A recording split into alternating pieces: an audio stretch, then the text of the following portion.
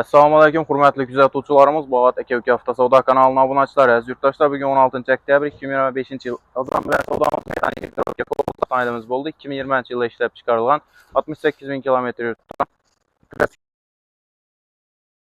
avropaları təyyar avtomobilimizi özlərimizdə balat torpid alıb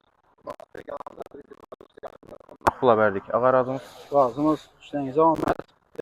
Maşın arzandan yəni şöyle. Hemen istekliklerimiz. rəhmət yaxşı diləkləsin. Bizdən bunlar yaxşı maşınlarımız.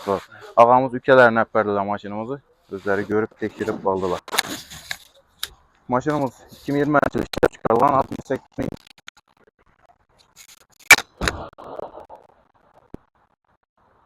avropalarından təyyar avtomobilimiz 129,5 milyon son oldu. Gələ rəstə dostlar, şimdi zor senalada maşınlar köp. BMA gəlib, oradan gəlişsə o da 42 rəstə. Satıladan maşınlarımız olsa BMA 2 zavoladı. Gəlsək, naxalamız gəlişməsək satış variantları var. Gələ rəstə kütəmiz.